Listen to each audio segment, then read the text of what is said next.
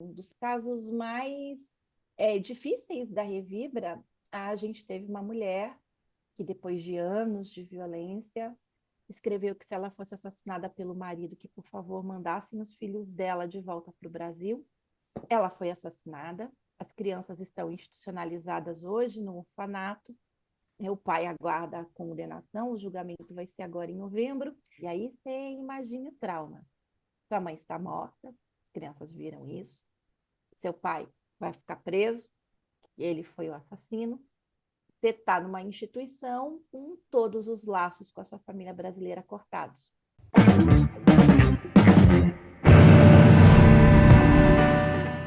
Hoje eu vou conversar com Márcia Barato. Ela é coordenadora geral da Revibra, atualmente reside em Munique, na Alemanha, e é profissional dos direitos das crianças e das mulheres. Bem-vinda, Márcia. Obrigada, Marcelo, pelo convite para a Rede Europeia de Apoio às Vítimas Brasileiras de Violência Doméstica. É uma honra estar aqui nesse podcast. Muito obrigada. Eu que agradeço, vocês terem aceitado esse convite para a gente falar sobre um tema tão relevante que é a violência doméstica em qualquer contexto. E para mim é uma novidade muito grande, porque geralmente se fala disso, mas num contexto, por exemplo, quando você está lá no Brasil e aí tem a Lei Maria da Penha, a gente já conhece como é. Mas, por exemplo, para uma mulher imigrante que está em outro país, com outra cultura, outra língua, tudo diferente, às vezes ela não sabe nem o que fazer, né? Numa situação de violência doméstica. E eu acho que o trabalho de vocês é um trabalho sensacional nesse aspecto de trazer luz para essas pessoas, dar suporte, assistência. Hoje a gente vai começar um pouquinho diferente, já que a gente entrou nesse tema. É, Conta um pouquinho o que que é a Revibra, como ela surgiu. A Revibra é uma rede formada por uma rede interdisciplinar que foi formada em 2012 na Bélgica por amigos e profissionais do direito, da sociologia, da medicina. Era um grupo de amigos na Bélgica que estava passando por diversas situações, né? Uma das pessoas estava enfrentando um cenário de disputa de guarda após violência doméstica, outra pessoa estava enfrentando dificuldades de regularização e tratamento médico. E nesse contato entre os amigos, né, chegou-se naquele diagnóstico básico. Se para nós, um curso superior completo, conhecimento local da língua, empregados, com conexões, é difícil lidar com o sistema social e judicial, o que acontece com o restante da comunidade imigrante na Bélgica? E como é que a gente pode ajudar? A Revibra, então, nasce como uma organização antirracista e feminista, com F maiúsculo, tá, Marcelo? Isso é bastante importante para a gente. Que também marcha com mulheres trans, né? É importante saber que essa não é uma casa de feministas transfóbicas e que vai oferecer, então, sempre de forma gratuita e sigilosa, orientação para mulheres migrantes, mas também para a comunidade brasileira migrante em geral, em temas que vão desde a violência doméstica à discriminação e racismo contra pessoas migrantes. E a gente também tem uma linha de acolhimento para a comunidade LGBTQI plus a mais. Então, qual que é o papel da Revibra? Como é que a gente explica para você que está enfrentando um desafio, sendo uma pessoa migrante, no que diz respeito a lidar com o serviço social e sistema judicial, né? A Revibra é esse local onde profissionais que vão das ciências sociais ao direito fazem esse papel de tradução, dando informação de qualidade em português, sempre mantendo sigilo, sempre de forma gratuita, para ajudar as pessoas a criarem suas estratégias, suas rotas de saídas e seus meios de defesa das violências mais cotidianas, as mais brutais, que elas sofrem enquanto pessoas migrantes na Europa. Hoje nós atendemos na Bélgica, em Portugal, na Itália, na França, na Espanha, na Alemanha, na Áustria, na Suíça, na Noruega, no Reino Unido, inclusive na Irlanda, e a gente também atua em rede com outras organizações para ajudar a comunidade migrante brasileira também nos países do leste. E, claro, para um dos nossos carros-chefes de campanha no que diz respeito às disputas internacionais de guarda e a aplicação da Convenção 28 de Haia, a Revibra também pode orientar mães migrantes que estejam fazendo essa disputa nos Estados Unidos ou mesmo em países da Oceania. Felizmente, nós não somos a única organização que apoia mulheres migrantes, então, sempre que há um caso que foge do cotidiano de trabalho da Revibra, a gente também, né, se dispõe a ajudar a pessoa a criar rede.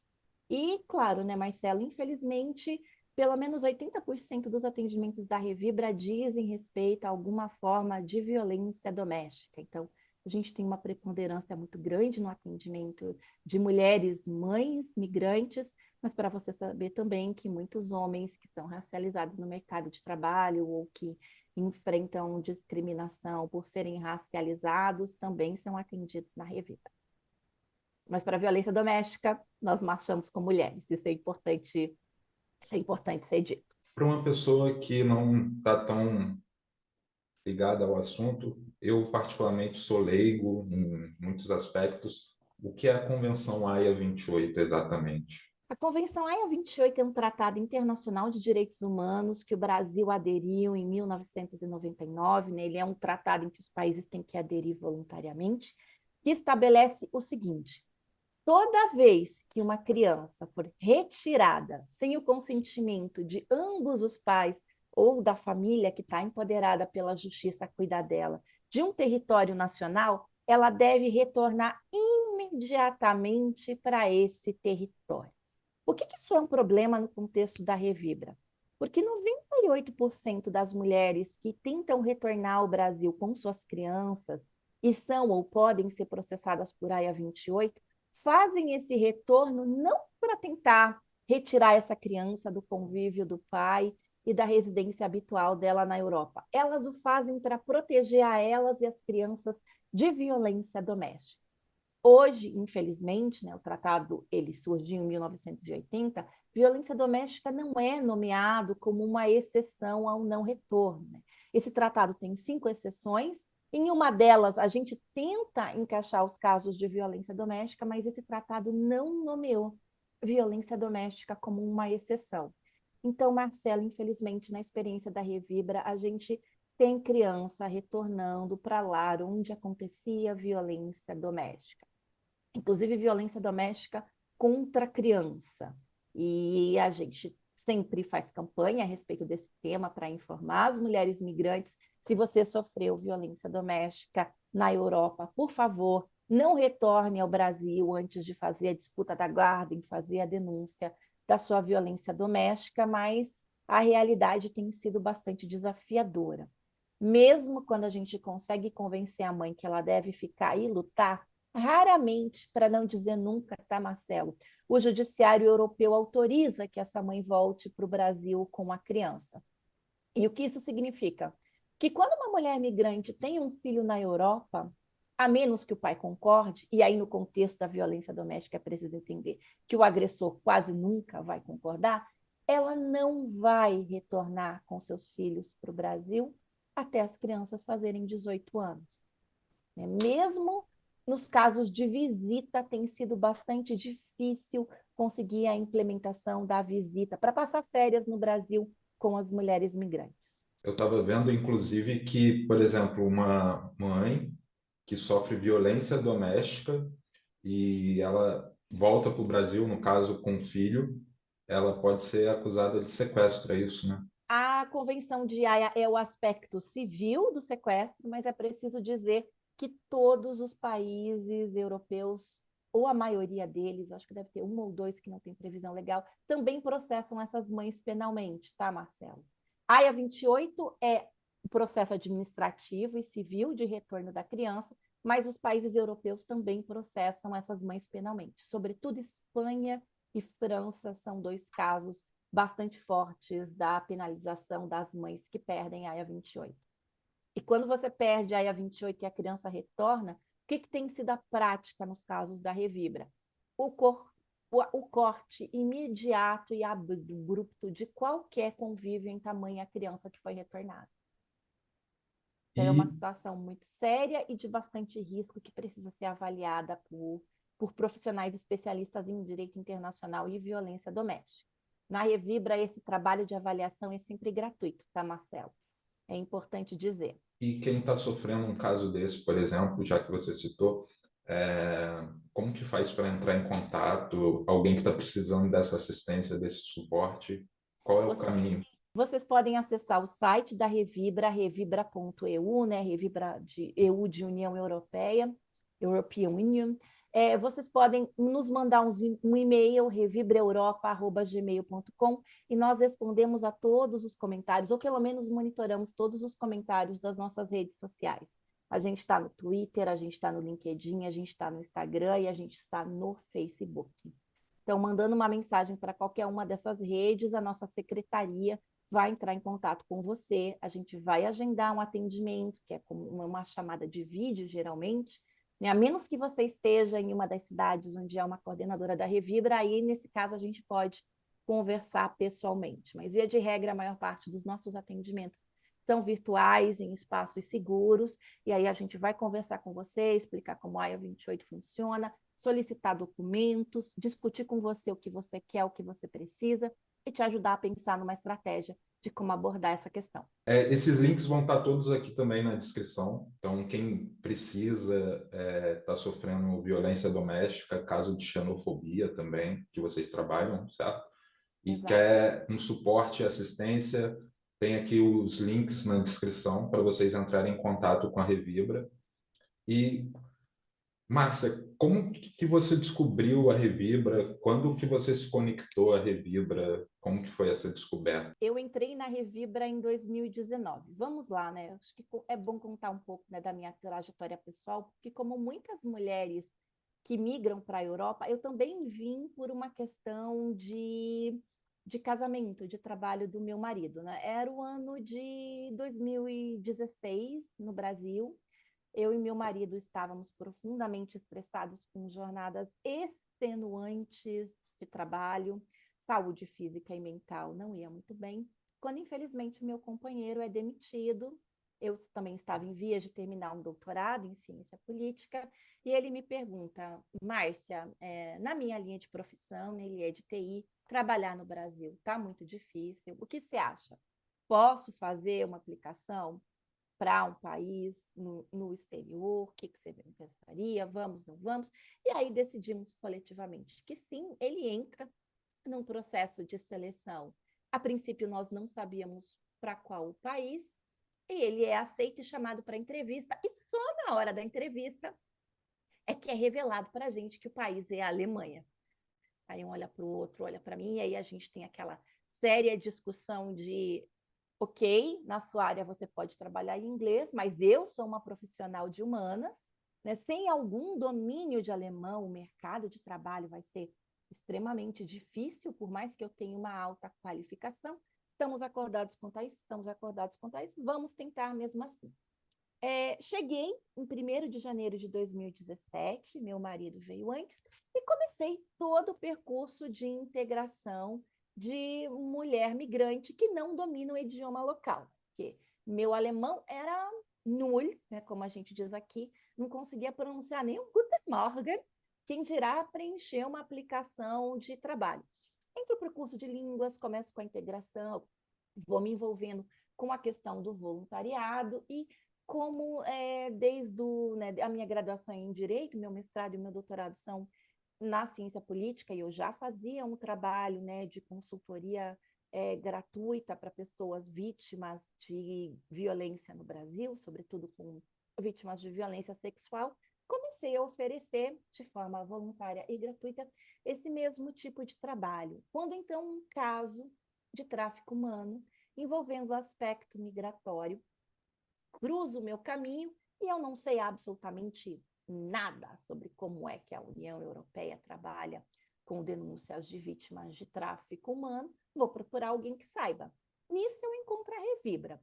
Então, passei o ano de 2018, né, sendo uma das pessoas da rede de apoio, desse caso que a Revibra acolheu, quando em 2019 a coordenadora fundadora da Revibra, Juliana Valguin, me chama para uma reunião na Bélgica e diz o seguinte: Márcia, você é uma especialista em cortes constitucionais? Falei, sou. Eu gostaria de entender como é que o Brasil tem julgado a questão de AIA 28 e eu, apesar de ser uma doutora em direitos humanos, manda aquela pergunta assim, mas o que é a AIA 28? Levo um briefing, faço a pesquisa, vou para a reunião, me apresento e recebo o convite de entrar na Revibra. E aí começa também a minha inserção profissional, né? De bicos, de pesquisadora, tradutora, revisora de contrato em português, do alemão para o português, eu vou agora exercer, então, uma profissão de acordo com o nível da minha formação. Então, a Revibra é um lugar também da minha inserção profissional plena, e é também um lugar onde eu posso aplicar todos os treinamentos que eu recebi como cientista social, agora trabalhando para uma organização do terceiro setor. Foi assim que eu descobri a Revibra e cá estou desde novembro de 2019 realizando esse trabalho, que além da coordenação geral, também envolve fazer análise de risco, sobretudo nos casos de violência doméstica e de disputa internacional de guarda dentro da Revibra, meus países de especialização, né, onde eu busco constante atualização profissional para entender como funcionam as justiças locais, os sistemas de proteção para a violência doméstica é a Alemanha, a Áustria, a Itália, Portugal, Espanha e o Reino Unido, e posso assessorar casos na Holanda, na Bélgica e na Dinamarca. Né? Lembrando, gente, que eu tenho um nível de leitura bem básico de holandês e dinamarquês, só com outra assistente da Revibra, o Google Tradutor. Mas este é o meu trabalho aqui hoje. Assim, é lógico que todos os casos devem ser, ou a maioria deles devem ser muito absurdos, aterrorizantes, principalmente para as vítimas. Mas qual um caso assim que você realmente olhou e falou, isso daqui é sobre-humano? Eu acho que assim, Marcela, a gente tem, né, vários tipos de perfis, de ciclos de violência na Revibra.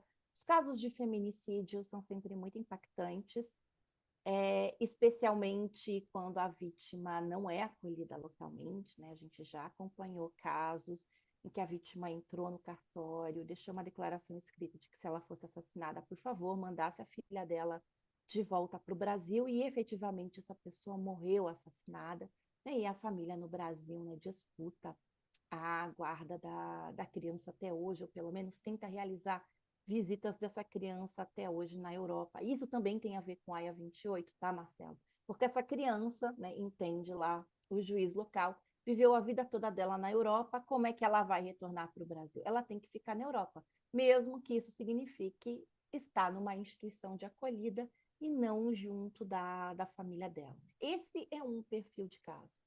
Outro perfil de caso que sempre nos choca muito, Marcelo, assim, me choca no sentido de que é preciso alertar a comunidade, são das mulheres brasileiras que primeiro sofrem violência psicológica por um tipo muito específico de perfilamento, né, que a gente chama de estelionato emocional, que são aquelas mulheres que conhecem um possível parceiro pela internet, se correspondem com eles por anos. Muitas vezes esse parceiro vai ao Brasil, se apresenta para ela, se apresenta para a família, faz a proposta de casamento, ela chega para casar na Europa e o pesadelo começa.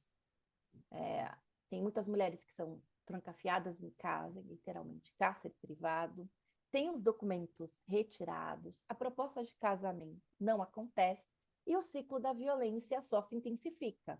Né? Ela começa sendo xingada, muito xingamento racista. Né? Isso é importante dizer que, infelizmente, as mulheres brasileiras são perfiladas racialmente. Depois da violência psicológica, começam as agressões físicas e a violência sexual. E os agressores estão constantemente dizendo: não adianta você denunciar, porque você não é uma migrante irregular. Assim que você denunciar, a polícia vai te deportar. E às vezes elas levam meses nesses ciclos constantes de violência para finalmente conseguirem ter a coragem, né, para finalmente conseguirem quebrar com o domínio psicológico e controlar o medo para fazer a denúncia, retornar ao Brasil ou tentar o caminho da migração sem esse agressor. Infelizmente, esse tipo de caso é relativamente frequente na Revibra E também os outros casos em que as mulheres vêm casadas ou se casam aqui e têm as crianças. Quando o ciclo da violência doméstica começa, elas são triplamente prejudicadas. A primeira vulnerabilidade, ela é migrante, então ela não domina como aquela sociedade, aquele sistema social e aquele sistema judiciário funciona. Ela foi mãe. O trabalho da maternidade é não remunerado. Ser mãe em tempo integral na Europa significa que você tem menos de 1/5% do tempo para aprender a língua local, se você não migrou para Portugal, e procurar uma qualificação de trabalho que te permita ser independente financeira de quem te agride. E, por fim, a vulnerabilidade de ser vítima de violência doméstica. Às vezes nos chegam casos em que a migrante levou 20 anos de ciclos constantes de violência doméstica e é nos idos dos 50, 60 anos dela em que ela faz a libertação, literalmente, daquele agressor que a oprimiu por quase toda uma vida.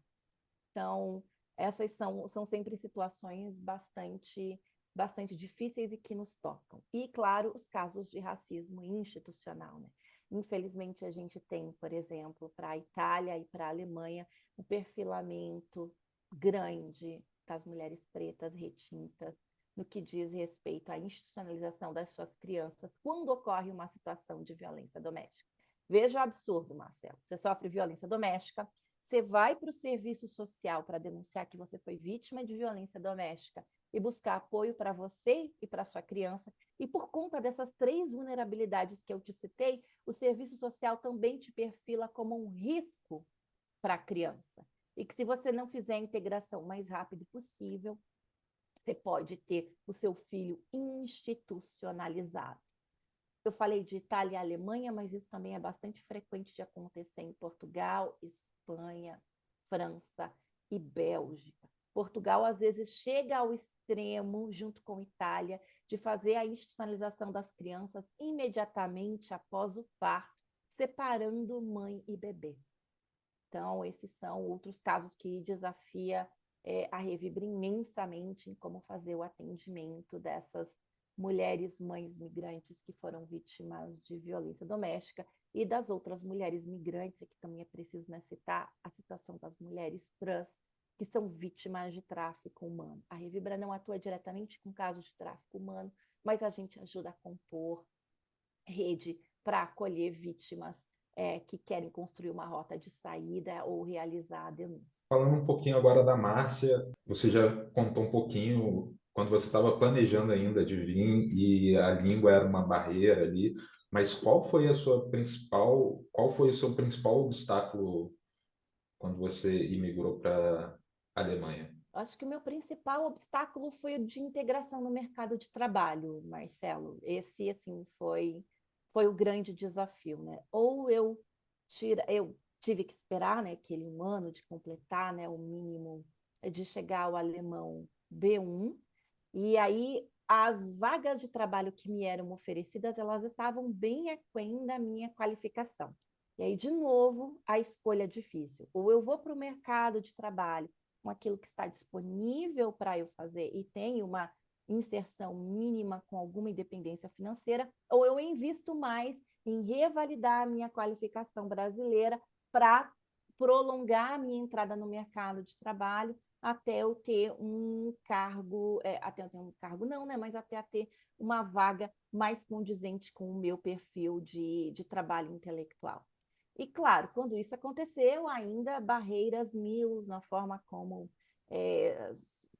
somos recebidas na sociedade alemã. Eu nunca vou me esquecer que era a época da ascensão do bolsonarismo ao poder. Eu vou para um debate que está discutindo crise política no Brasil. Ora, pois, né, Marcela, eu sou uma doutora em ciência política, só tem homens alemães na mesa falando sobre o Brasil, e lá para o final da fala, isso aconteceu numa universidade, tá, gente? Alguém levanta a mão e diz assim, não, gente, mas espera aí, a gente tem que abrir um pouco de espaço para nossa colega aqui, brasileira, falar, né? Ela que não é assim tão branca, porque é importante a gente ter uma perspectiva de uma pessoa racializada falando sobre o cenário político do Brasil. E aí vem aquele choque, porque se indubitavelmente eu sou uma pessoa branca no Brasil, a partir do momento em que eu abro a minha boca e o meu sotaque de alemão denuncia que eu não sou alemã nativa, racializada eu estou. E aí isso me deu um baque de como entender isso. Obviamente, eu não tenho a mesma perfilação racial de uma pessoa lida, né, de pele preta, é importante dizer isso, mas sendo você migrante, você lida com uma outra é a regra e não a exceção. E aí isso foi um choque e uma forma de obstáculo constante, né? Aquilo que a gente chama das microagressões do cotidiano enquanto você é migrante. Felizmente, hoje as coisas estão mais fáceis, mas o meu processo de me adaptar à Alemanha foi longo. E costumo brincar com algumas das minhas amigas. Não me considero completamente adaptada, mas hoje já consigo lidar mais com esse fato de que eu vou ser sempre a outra, eu vou ser sempre a estranha, eu vou ser sempre aquela em que com os quais as pessoas alemãs não estão familiarizadas nem com o sotaque, nem com o jeito de pensar e nem com as contribuições intelectuais ou de trabalho que eu posso oferecer. Ser migrante é aceitar que essa estranheza vai fazer parte do nosso ser e estar nas sociedades europeias. E, claro, tomar consciência disso para conjuntamente se mobilizar contra qualquer forma de racismo ou de discriminação anti-imigrante. Porque ser estranho é uma coisa, ser discriminado é outra, bastante diferente. A adaptação ela é muito difícil, principalmente num país com a língua diferente, a cultura muito diferente. Mas você faria tudo de novo, assim? Se eu tivesse que reiniciar, eu teria estudado pelo menos um ano de alemão no Brasil antes de vir, e talvez eu recalculasse a rota migratória para outro país. Mas assim, Marcelo, pensar em si não resolve a vida como ela é. Se a Alemanha tem todos esses aspectos que desafiaram muito a minha integração, eu também sou muito grata pela forma com que eu pude equilibrar a minha saúde mental, pela forma com que a Alemanha me deu a chance de equilibrar o espaço do trabalho na minha vida. Eu não posso reclamar que eu tenho uma vida ruim, Marcela, eu gosto muito da calma que a Alemanha me traz, né? Aprendi com a sociedade alemã a, a, a gostar do silêncio, da calma, da tranquilidade, do planejamento, de entender quais eram os meus limites e de não fazer do trabalho um único foco exclusivo da vida. Então, eu, essa parte eu amo bastante, Marcelo. Isso foi bom de imigrar. Mas, óbvio, quando a gente olha para os percalços, eu acho que fazer essa pesquisa prévia de como funciona o mercado de trabalho para pessoas migrantes, vamos já adiantar? Se você trabalha no Brasil no cargo, você vai descer pelo menos dois, mesmo quando você é um homem fluente em inglês trabalhando para a indústria de TI. Todas as outras profissões, você tem um período de 3 a 4 anos em que você vai cair muito dentro daquele status de trabalho que você tinha no Brasil. Infelizmente, é como, né, os países europeus interpretam o papel do trabalho das pessoas migrantes nas sociedades europeias. Tem bastante de racismo aí, de perfilamento, de que vocês servem para os trabalhos que nós não queremos fazer? Sim, com certeza. Tem como mudar isso? Individualmente, muito difícil, quem sabe no futuro. Então, saber que essa é a realidade não vai te salvar de nenhum dissabor, não vai te salvar de situações de discriminação, mas vai te deixar mais preparado para como é que você enfrenta isso. E, sobretudo, né, gente, agora falando de saúde mental, porque saúde mental das pessoas migrantes é uma questão muito séria, não internalize isso como falha sua, tá? É muito importante você saber que você está numa estrutura que considera o seu trabalho de pessoa migrante como menos importante e que o fato de você ter migrado é um grande favor que a União Europeia te faz. Isso é estrutural. Não internalize isso como uma falha sua. É muito importante saber disso para poder colocar a mente no lugar e aproveitar as coisas boas que a migração também traz, que é de se redescobrir, se ressignificar, dar um outro sentido para aquilo que somos e para os afazeres que temos, né? E isso eu digo muito legal, né? Para mim isso foi uma descoberta muito legal, porque se eu era uma cientista social meio hesitante no Brasil, ter vivido esses anos na Europa me fez ter certeza absoluta da minha qualidade profissional e do quanto eu amo fazer o que eu faço e de quais são as minhas contribuições para a minha área de trabalho. Então, há vantagens também, Marcelo. Mas é importante não internalizar, tá, gente? Não é culpa sua que a primeira vaga de trabalho que vão te oferecer é na faxina, tá? Sei que foi a minha história, sei que foi a história de muitas outras mulheres migrantes, mas isso é importante a gente dizer em voz alta. Você falou sobre trabalho e quando você chega, por exemplo, na Europa, no meu caso, que trabalho com comunicação não acontece, porque eu não preciso de um diploma. Então, a área de comunicação ela é muito prática. Você sabe fazer, então vem aqui, faz essa peça e tal. É lógico que você precisa dominar a língua, mas não tem que fazer um trabalho de, por exemplo, reconhecer meu diploma. Eu tinha duas opções, né? Eu até reconheci meu diploma de graduação em Direito para trabalhar como paralegal, mas exigência de alemão C2. Eu estou estudando alemão há 6 anos, eu ainda não sou C2. E na ciência política, mesma coisa, né? Várias vagas para assessorar parlamentares europeus apareceram, mas, de novo, a barreira da língua. O meu alemão básico, ele vai até certo ponto, Marcelo, mas para uma comunicação eficaz, complexa, como eu sou capaz de fazer em português, inglês, mesmo francês, eu não sou capaz de fazer em alemão ainda.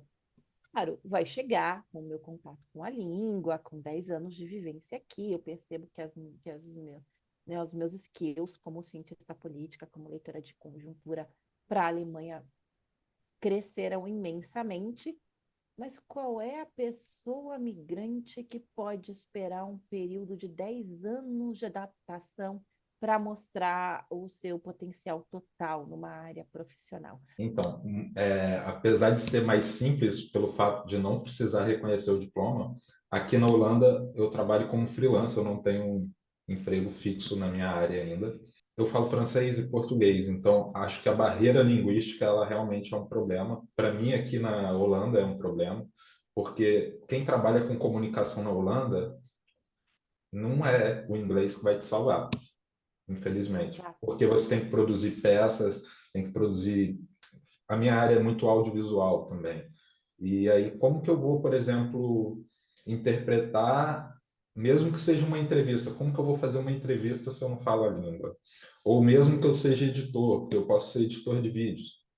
Mas como que eu vou editar um vídeo, saber onde que eu tenho que cortar um vídeo se eu não entendo o que a pessoa está falando? Eu posso cortar ele no meio da frase, porque eu não sei o que, que ele está falando. Então, a barreira linguística ela existe para mim aqui na Holanda, mas não tem a barreira do diploma. Por exemplo, você que tem que fazer toda essa burocracia, como que faz isso? Eu não sei nem o caminho, assim.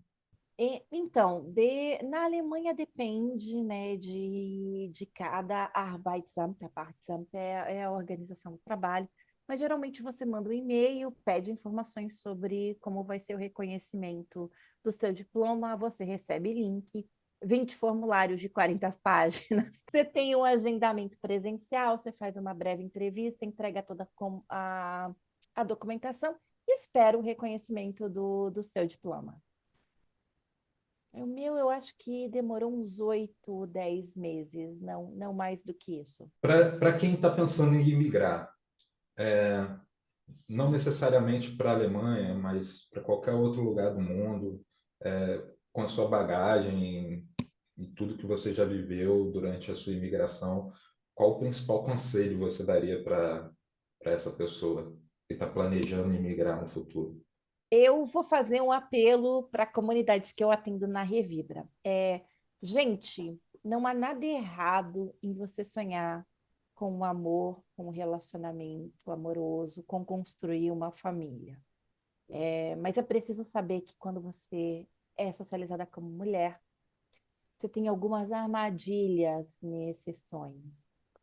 Decidir ter uma criança na Europa ou decidir levar os seus filhos do Brasil para a Europa significa que você vai fixar a residência dos seus filhos na Europa. Se o pai das crianças discordar e todo agressor doméstico discorda, e que dá essa realidade triste, Não é provável que você consiga retirar suas crianças do território europeu até elas terem 18 anos. Então, hoje, injusto como é, traumático como é, você tem que entender que isso é o que o sistema judicial, social vai te obrigar. Seu filho está na Europa, seu filho nasceu na Europa, seu filho veio pequeno do Brasil, mas vocês estão aqui. Se o pai não concordar com a volta para o Brasil, você vai ficar com seu filho aqui até ele ter 18 anos. Ponto. É um compromisso imenso, além de tudo aquilo que a maternidade já te exige de compromisso e sacrifício. Só você pode decidir se é esse o caminho, se você quer seguir ou não, até porque agressor não vem com placa de LED na testa dizendo que ele vai te agredir. É muito comum, por exemplo, na Alemanha, a gente ter mulheres que só comecem a sofrer violência psicológica exatamente quando o bebê nasce. O agressor tem inveja do o amor e do cuidado que a mãe dispensa com a criança, e é aí que ele começa a ser agressivo. E tudo que ele quer fazer é destruir esse vínculo entre a mãe e a criança, porque ele entende que foi esse vínculo que fez ele ser preterido nos cuidados e na atenção da esposa. Não tem como saber disso previamente. O que te ajuda a enfrentar se infelizmente isso acontecer com você e nunca é culpa sua? Integração no mercado de trabalho, domínio básico da língua, uma rede social de amigos, contatos que não seja partilhada com o seu companheiro. Na hora do sufoco, se infelizmente acontecer com você, ter a sua rede de sociabilidade, ter a sua rede de amigos e conhecidos vai ser essencial. Então, mulheres que vêm para a Europa com o sonho de fazer ou não família, não se isolem, não deixem a sua rede de contatos ser exatamente a mesma rede de contatos do seu parceiro.